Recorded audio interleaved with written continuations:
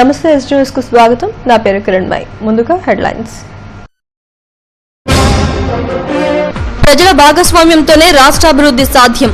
నవనిర్మాణ దీక్షలో మంత్రి అయ్యన్న పాత్రుడు. మహిళ స్నానం చేస్తుండగా వీడియో తీసిన నేవీ ఉద్యోగికి దేహశుద్ధి. నిర్భయ చట్టం కింద కేసు నమోదు చేసిన మల్కాపురం పోలీసులు. రవాణా చట్ట సవరణ బిల్లుకు వ్యతిరేకంగా ఈ నెల 4న భారీ ర్యాలీ. బహిరంగ సభ, కార్మికులు జయప్రదం చేయాలని సిఐటియు రాష్ట్ర అధ్యక్షుడు నరసింగరావు పిలుపు. సింహాచలం అప్పన్నకు రికార్డు స్థాయిలో హుండీ ఆదాయం. విరివిగా కానుకలు సమర్పించిన భక్తులు. సందర్శకులను కనువిందు చేస్తున్న బీచ్ రోడ్లోని ఫన్ఫేర్ ఎగ్జిబిషన్. పాపా హోం పిల్లలకు ఉచిత ప్రవేశం కల్పించిన నిర్వాహకులు.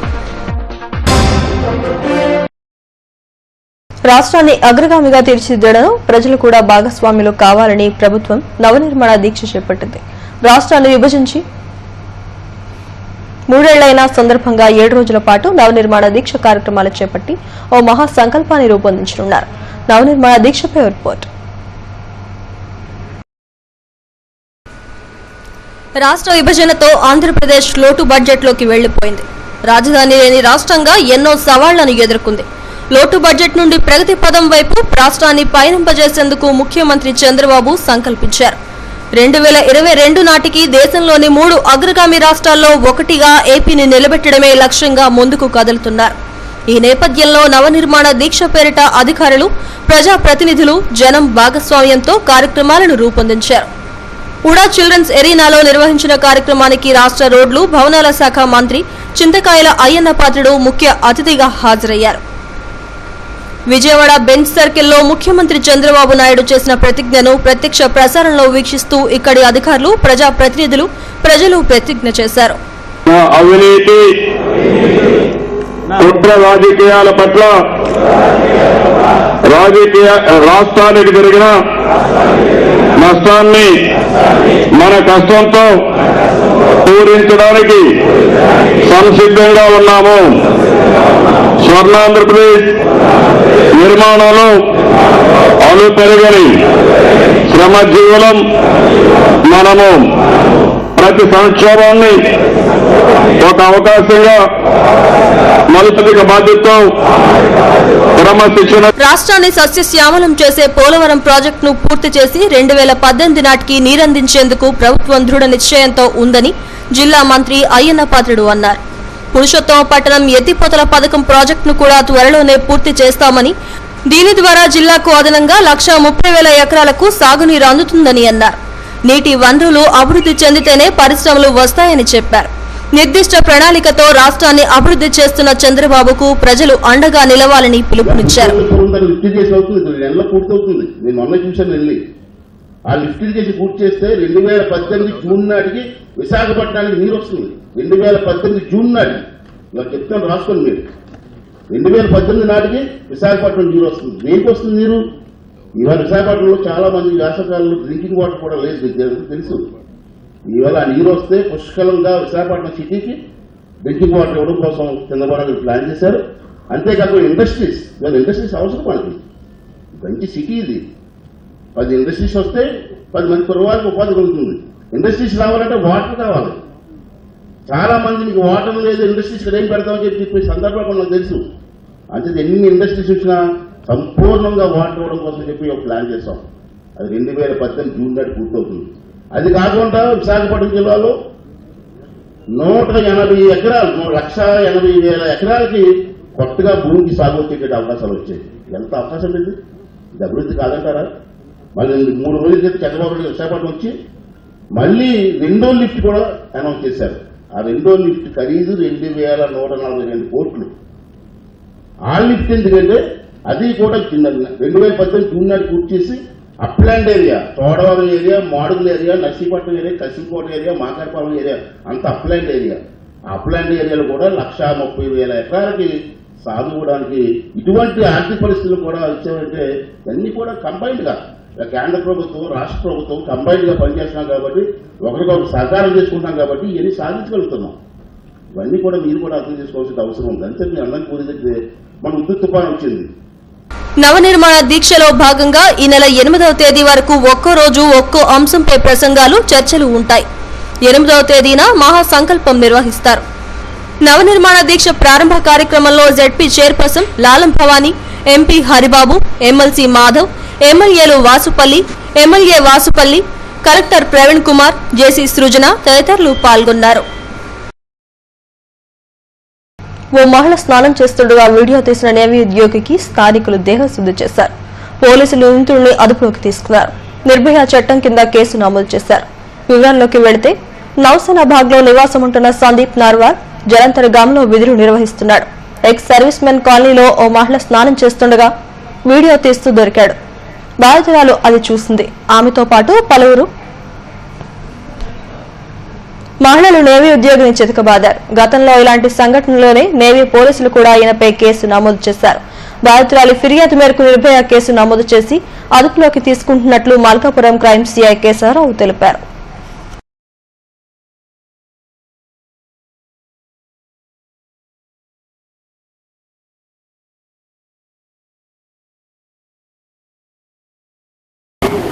తనకి ఎవరో నేవ పర్సన్ ఒక ఆయన తన బాత్రూంలో స్నానం చేస్తుంటే సెల్ ఫోన్తో వీడియో చిత్రీకరిస్తున్నాడని తనకు కంప్లైంట్ వచ్చింది. అయితే తనకి ఇంతకుముందు కూడా ఎర్లియర్ అతని మీద డౌట్ ఉండేది.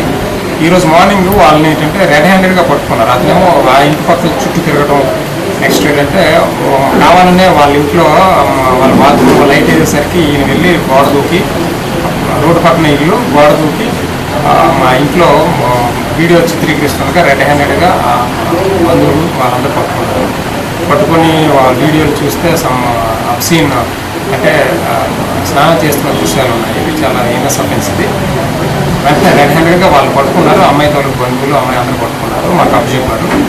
మేము ఇప్పుడు దాని మీద ఆయన మీద కేసు కట్టి చూస్తున్నామంటే అతని పేరు యాపిల్ ఎంప్లాయీ, అతని పేరు సందీప్ నర్వాల్. మా సబ్వేరీలో పనిచేస్తున్నాడు. Just young. అతను కూడా ఫ్యామిలీ మెంబరే. ఇక్కడ నౌసేనాబాగ్లో ఉంటున్నాడు. అతను నౌసేనాబాగ్లో వాళ్ళ ఫ్యామిలీ మెంబర్స్తో ఉంటున్నాడు. బట్ ఈయన అక్కడికి వెళ్ళి చాలా దూరం, ఇక్కడ నౌసేనాబాగ్ నుంచి ఎక్స్ సర్వీస్ మెన్ కాలనీ అనేది చాలా దూరం, ఇటు నుంచి నియర్లీ 2 కిలోమీటర్స్ ఉంటుంది. అక్కడికి వెళ్ళి ఆ సరౌండింగ్లో తిరిగి ఇక్కడ పనులు చేస్తుంది. విశాఖ వేదికగా ఈ నెల 4 నుండి 6వ తేదీ వరకు జరగనున్న all India road transport workers federation జాతీయ మహాసభలను విజయవంతం చేయాలని సిఐటియు రాష్ట్ర అధ్యక్షుడు సిహెచ్ నరసింహరావు పిలుపునిచ్చారు. జగదాంబ సిటు కార్యాలయంలో ఆయన మీడియాతో మాట్లాడారు. నూతన రవాణా చట్టం సవరణ బిల్లు వల్ల రవాణా రంగం తీవ్ర సంక్షోభంలో కూరుకుపోతుందని ఆందోళన వ్యక్తం చేశారు. దీనిపై ఆధారపడ్డ 11 కోట్ల మంది ఉపాధి ప్రమాదంలో పడుతుందని అన్నారు. కేంద్ర రాష్ట్ర ప్రభుత్వాల విధానాలను నిర్వహిస్తోన్న సభలో భాగంగా ఈ నెల 4న భారీ ప్రదర్శన, బహిరంగ సభ నిర్వహిస్తామని అన్నారు. కార్మికులు పెద్ద ఎత్తున పాల్గొని విజయవంతం చేయాలని కోరారు. ఈ కార్యక్రమంలో సిటు నేతలు జగ్గునాయుడు, కుమార్ తదితరులు పాల్గొన్నారు. చనిపోతున్నారు.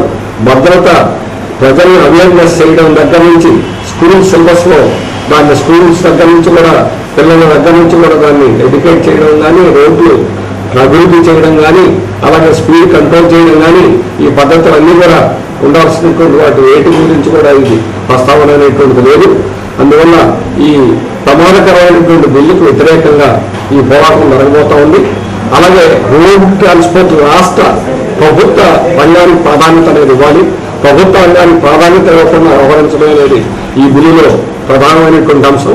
ఇప్పుడు దాకా ఆర్టీసీ ప్రాధాన్యత ఉంది కాబట్టి మన రాష్ట్రంలో సామాజిక బాధ్యత నిర్వహిస్తున్న తెల్లవారులు వేస్తే లక్షల మంది పిల్లలు స్కూల్కి ఉచితంగా వెళ్ళగలుగుతున్నారు. వృద్ధులకు కానీ అలాగే వికలాంగులకు కానీ రాయితీలు అనేటువంటివి ఉన్నాయి, సౌకర్యాలు అనేటువంటివి ఉంటున్నాయి, జర్నలిస్టులకి ఇలాంటివి. కానీ సామాజిక బాధ్యత అనేటువంటి విస్మరిస్తే మిగిలిన వాళ్ళతో ప్రైవేట్తో సమానంగా వాళ్ళకి కంప్లీట్ చేయాలనేటువంటి పేరుతోటి రాష్ట్ర రంగాన్ని అణగదొక్కేటువంటి విధంగా ఈ బిల్లు అనేది ఉంది.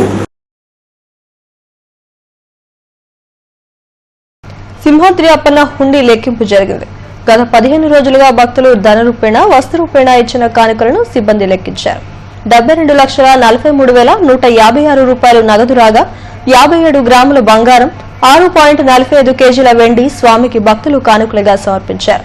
వేసవి సెలవులు, పెళ్లిళ్ల సీజన్ కావడం, దాసుడు స్వామి సన్నిధిలోనే ఉండడంతో ఒడిశా నుంచి భక్తులు అధిక సంఖ్యలో స్వామిని దర్శించుకుంటున్నారు. అప్పన్న రోజురోజుకు గణనీయంగా పెరుగుతోంది.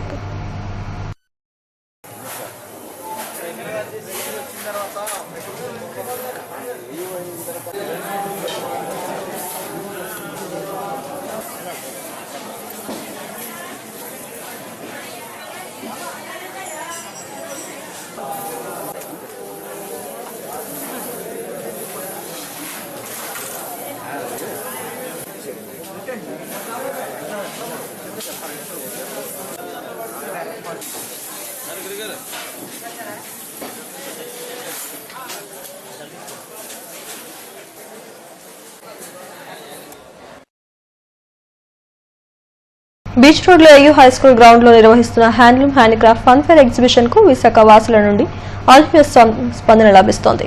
పాపా హోమ్ పిల్లలకు ఉచితంగా ఎగ్జిబిషన్ ను వీక్షించే అవకాశాన్ని నిర్వాహకుడు రాజారెడ్డి కల్పించారు. 80 మంది పిల్లలు ఎగ్జిబిషన్ లో ఆహ్లాదంగా గడిపారు.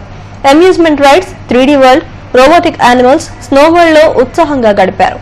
పాపా హోమ్ కార్యదర్శి లక్ష్మి మాట్లాడుతూ వీధి బాలలను అక్కున చేర్చుకుని వారి భవిష్యత్తును తీర్చిదిద్దడానికి పాపా హోమ్ ఏర్పడిందని అన్నారు. ఎగ్జిబిషన్ లో పిల్లలకు ఉచిత ప్రవేశాన్ని కల్పించిన నిర్వాహకులకు ధన్యవాదాలు తెలిపారు.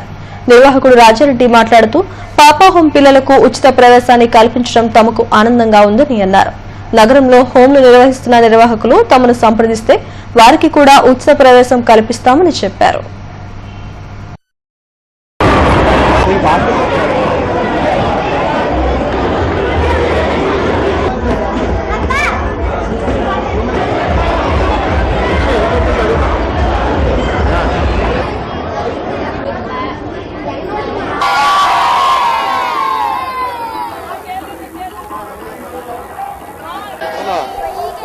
విశాఖ సాగర్ తీరాన ఏర్పాటు చేసినటువంటి handloom handicraft fun fair exhibition ఈ రోజుతోటి 40 రోజుల పాటు 40 రోజులు ముగించుకున్న సందర్భంగా ఈరోజు మన పాపా హోమ్ నుంచి చిన్నారి పిల్లలు ఎవరైతే ఉన్నారో ఒక 80 మంది దాకా, అంటే మగ పిల్లలు మరియు చిన్నారి ఆడపిల్లల్ని ఈరోజు వారిని ఎగ్జిబిషన్ తీసుకురావడం జరిగింది. వారికి ఉచితంగా ప్రతి ఒక్కటి కూడా యానిమల్ షో కానివ్వండి, సెల్ఫీ షో కానివ్వండి, రైడ్స్ కానివ్వండి, ఆ పిల్లలకి ఎగ్జిబిషన్ తరఫున చిన్న కాంట్రిబ్యూషన్ లాగా మేము మన కళ్యాణి గారు సిఐ గారి సౌజన్యంతో ఈ కార్యక్రమాన్ని ఏర్పాటు చేసాం. ఈరోజు ఇది మాకు చాలా ఆనందంగా ఉంది. ఎందుకంటే తల్లిదండ్రులు ప్రతి ఒక్క పిల్లలకు ఉంటారు, వారు తీసుకొచ్చి వారి పిల్లల్ని ఆడిస్తూ ఉంటారు. ఇలాంటి పిల్లలకు కూడా ఒక మనోల్లాసాన్ని, వారికి ఒక ఆనందాన్ని కలిగించేదాని కోసం మాత్రమే ఈ ప్రోగ్రామ్ ఈరోజు మేము ఏర్పాటు చేశాము. ఇదే విధంగా ఇంకెవరైనా సరే ఇలా హోమ్ సిటీ వాళ్ళు డైరెక్ట్గా వచ్చి మాకు కాంటాక్ట్ చేస్తే వాళ్ళకి ప్రతి ఒక్కరు కూడా ఉచితంగా మేము ఇస్తామని మీ ద్వారా మేము తెలియపరచుకుంటాం. ఈ మొత్తం అందరికీ కూడా రాజారెడ్డి గారు, ఈ ఎగ్జిబిషన్ ఓనర్ రాజారెడ్డి గారు ఈరోజు స్పాన్సర్ చేశారు. ఆయనకి 25,000 ఖర్చు అయిందండి. ఖర్చు అయిందని బాధపడడం లేదు ఆయన. అయ్యో భోజనాలు కొంటారా పిల్లలు అని బాధపడుతున్నారు. దీన్ని ఆయన్ని ఎవరు అడిగారంటే కళ్యాణి గారు, సిఐ అనమాట, సిఐ గారు, ఆవిడ కళ్యాణి మేడం అడిగారు ఆయన వెంటనే తీసుకురమ్మన్నారు. పిల్లలు మాత్రం చాలా ఎంజాయ్ చేస్తున్నారు. ముఖ్యంగా టీ కప్స్ చాలా బాగా ఎంజాయ్ చేస్తారు.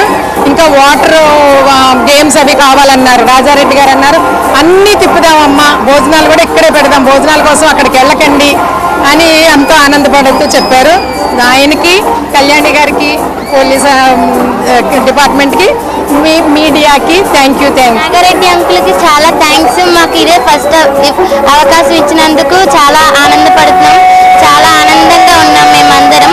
మా మేడమ్స్ అందరికీ నా థ్యాంక్ యూ. ఆనందంగా ఉన్నాను. నాకు మా అనాథ పిల్లలకి ఇంత మంచిది ఇచ్చినందుకు చాలా థ్యాంక్స్ అంటూ చెప్పాలి.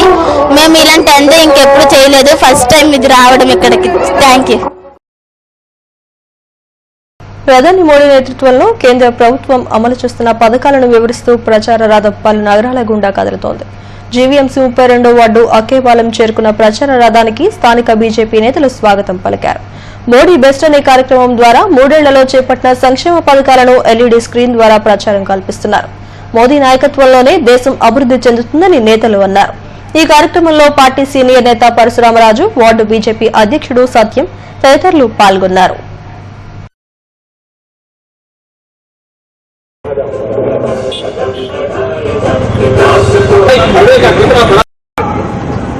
ప్రచార రథం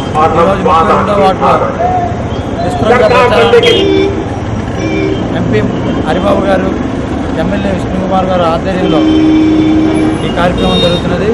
అలాగే విశాఖపట్నం అంతా వారం రోజుల పాటు ఇలా జరుగుతూనే ఉంటుంది. విశాఖ షిరిడి స్థాయి సంస్థాన్ వెబ్సైట్ ను ఎమ్మెల్సీ ఎంవీఎస్ మూర్తి ప్రారంభించారు.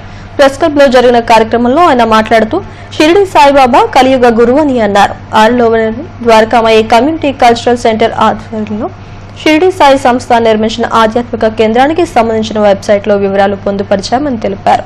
ఈ నెల 2వ తేదీ నుంచి 3 వరకు విగ్రహ ప్రతిష్టాపన మహోత్సవాలు జరుగుతాయని నిర్వాహకులు తెలిపారు.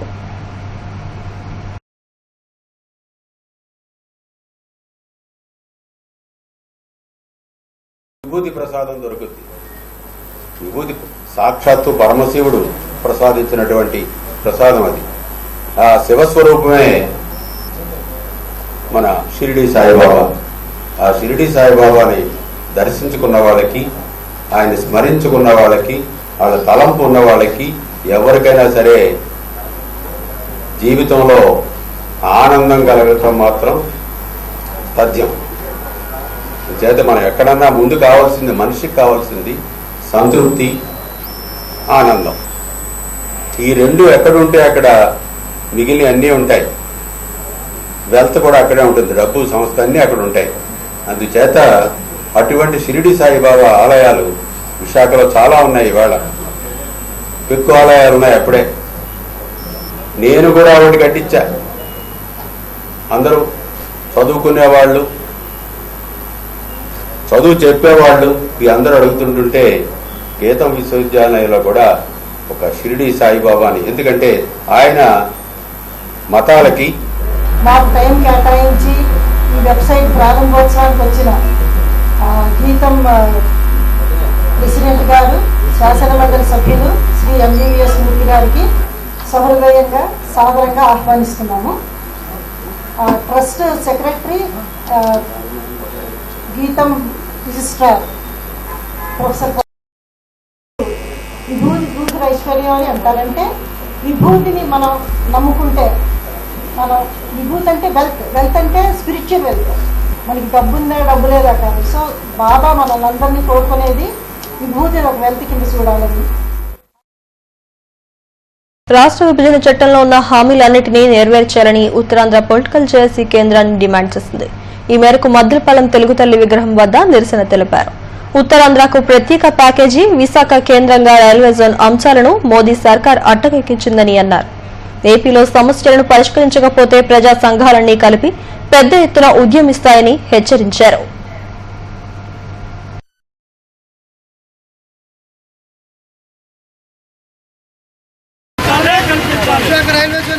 ఏపీ సమస్యలు పరిష్కరించాలని కోరుతూ ఇవాళ విశాఖ మద్దిలపాలెం తెలుగుతల్లి జంక్షన్లో ఏపీ నిరసన దీక్షను మేము చేపట్టి ఉన్నాము.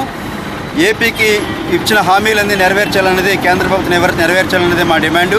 ఏపీకి ప్రత్యేక హోదా, విశాఖ రైల్వే జోన్, ఉత్తరాంధ్రకి ప్యాకేజీ, నష్టపరిహారం అనే సమస్యలు గత 3 సంవత్సరాలుగా అవే సమస్యలు కొనసాగుతూ ఉన్నాయి తప్ప ఇప్పటికీ కూడా న్యాయం జరిగిన పాపన పోలేదు. కేంద్ర నూతన రవాణా బిల్లును వ్యతిరేకిస్తూ all India road transport workers federation jeep జాథా చేపట్టారు. పెందుర్తిలో ఈ జాథాను ఫెడరేషన్ రాష్ట్ర కార్యదర్శి ఎస్ఏ సుభాని ప్రారంభించారు. ఈ సందర్భంగా సిపిఎం నేతలు ర్యాలీ నిర్వహించారు.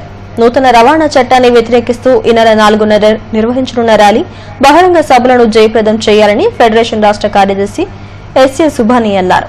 రాజ్యసభలో ఇంకా బిల్లు ఆమోదం పొందకుండానే ఆటో కార్మికులను కేసులతో వేధిస్తున్నారని చెప్పారు. ఈ కార్యక్రమంలో సిపిఎం నేతలు అప్పలరాజు తదితరులు పాల్గొన్నారు. బెల్ట్ పెట్టాలంట, సీట్ బెల్ట్.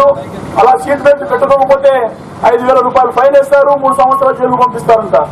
అలాగే బండికి ఏదైనా ప్రమాదానికి గురైతే దానికి డ్రైవింగ్ చేసే వాళ్ళే కారణం అని చెప్పేసి ఎఫ్ఐఆర్ లో పోలీసులు కనబరిస్తే కనీసం 3 లక్షల రూపాయల ఫైన్ వేద్దామని చెప్పేసి చట్టంలో తీసుకురాబోతూ ఉన్నారు. ఇలాంటి చట్టాల వల్ల ఈ దేశంలో ఉన్నటువంటి ప్రజలను శాశ్వతంగా జైల్లో పంపించేటువంటి కార్యక్రమం బీజేపీ ప్రభుత్వం తీసుకుంటూ ఉంది. దానికి వ్యతిరేకంగానే విశాఖ వేదికగా ప్రభుత్వం చేస్తున్నటువంటి ఇలాంటి ప్రజా వ్యతిరేక విధానాలకు లోటు బడ్జెట్ లో ఉన్న రాష్ట్రాన్ని ప్రగతి పదం వైపు నడిపిస్తున్న ఘనత ముఖ్యమంత్రి చంద్రబాబుకే దక్కుతుందని పెందుర్తి ఎంపీపీ రెడ్డి వరలక్ష్మి అన్నారు. స్థానిక ఎంపీడీఓ కార్యాలయంలో నవనిర్మాణ దీక్ష కార్యక్రమాన్ని ఆమె ప్రారంభించారు. అనంతరం పెందుర్తి పోలీస్ స్టేషన్ వద్ద మానవహారం నిర్వహించారు. అధికారులు ప్రజాప్రతినిధులతో ప్రతిజ్ఞ చేయించారు.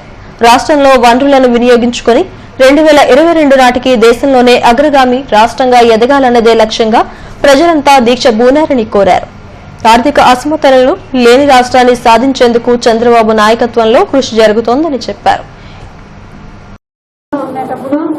మనందరం కలిసి ఎన్నుకున్న మన నాయకుడు నారా చంద్రబాబు నాయుడు గారు ఈ రాష్ట్రానికి ముఖ్యమంత్రిగా మనం ఎన్నుకోవడం జరిగింది.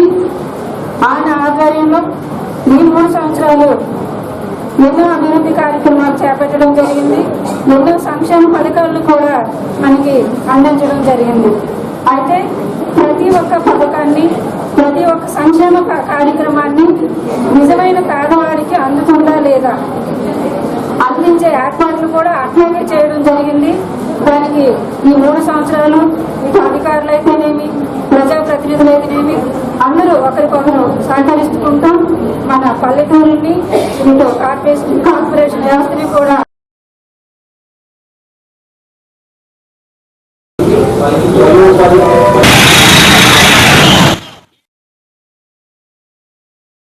అంతర్జాతీయ యోగా దినోత్సవం సందర్భంగా గాజువాక బ్రహ్మకుమారి విశ్వవిద్యాలయంలో యోగా బట్టి నిర్వహించారు. ఈ కార్యక్రమాన్ని వర్తక సంఘ అధ్యక్షుడు తిప్పల చిన్న అప్పారావు ప్రారంభించారు.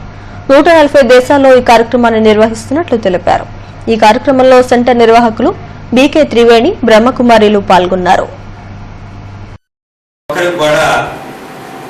ఈ ప్రజామృత బ్రహ్మకుమారి ఈశ్వరీయ విశ్వవిద్యాలయం వారు ఏదైతే జనవరి నెలకి ఈ జూన్ నెలకి ఈ 2 మాసాలు కూడా చాలా ప్రత్యేకమైన శ్రద్ధ విలువలు ఉన్నాయి. ఎందుకంటే బ్రహ్మాబాబా శరీరం విడిచిపెట్టిన రోజు జనవరి 18, ఇవాళ మా అమ్మ శరీరం విడిచిపెట్టిన రోజు జూన్ 24. ఈ నెలలోనే మనం 1974 నుంచి ప్రతి నెల ఇసుకకొండపై వేంచేసి ఉన్న రమా సత్యనారాయణ స్వామి వారి వార్షిక కళ్యాణోత్సవాలు ఈ నెల 4 నుండి 10వ తేదీ వరకు నిర్వహిస్తామని ఈవో కె శిరీష తెలిపారు. ఆలయ ప్రాంగణంలో ఆమె ఉత్సవాల పోస్టర్ను విడుదల చేశారు. 4వ తేదీన ఎమ్మెల్యే వాసుపల్లి గణేష్ కుమార్ ఉత్సవాలను ప్రారంభిస్తారని తెలిపారు. 6న కళ్యాణోత్సవం నిర్వహిస్తామని, 10వ తేదీ వరకు జరిగే కార్యక్రమాల్లో పాల్గొని స్వామివారి కృపకు పాత్రలు కావాలని కోరారు. ఈ కార్యక్రమంలో పాలక మండలి సభ్యులు పాల్గొన్నారు.